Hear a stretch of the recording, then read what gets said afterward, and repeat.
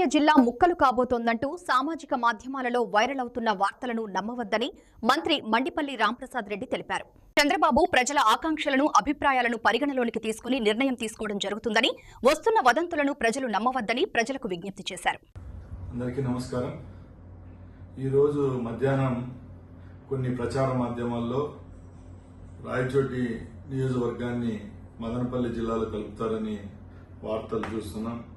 దయచేసి నేను ఒకటే విజ్ఞప్తి చేస్తున్నా, రాయచోటి నియోజకవర్గ ప్రజలకు తప్పకుండా అన్నమయ్య జిల్లా కేంద్రంగా రాయచోటి ఉంటుందని గతంలో మన ముఖ్యమంత్రి గారు మనకు చెప్పడం జరిగింది. దానిలో భాగంగానే మనం కూడా ఎన్నో ఆశలు పెట్టుకొని ఈ స్థానాన్ని తెలుగుదేశం పార్టీని గెలిపించడం జరిగింది. తప్పకుండా ఇది తుది నిర్ణయం కాదు.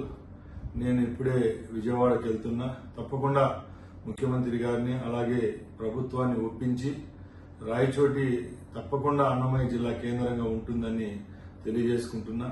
ఎవరు ఎక్కడ అసహనం వ్యక్తం చేయొద్దండి. తప్పకుండా ఇది ప్రజల కోసం పనిచేసే ప్రభుత్వం. 4 పర్యాయాలు ఇక్కడ తెలుగుదేశం పార్టీ గెలవలేదు. ఈసారి మన ప్రభుత్వం మీద అలాగే గౌరవ ముఖ్యమంత్రి చంద్రబాబు నాయుడు గారి మీద నమ్మకంతో ఈ స్థానాన్ని కైవసం చేసుకోవడం జరిగింది. అది మీ అందరికీ తెలుసు.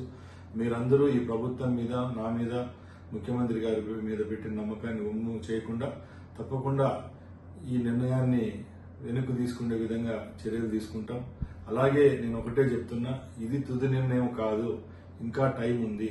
తప్పకుండా ముఖ్యమంత్రి గారిని ఒప్పించి రాయచోటిని జిల్లా కేంద్రంగా, అన్నమయ్య జిల్లా కేంద్రంగా ఉండే విధంగా చేసేదానికి నా సాయశక్తులా ప్రయత్నిస్తారని తెలియజేసుకుంటున్నాను. జై హింద్.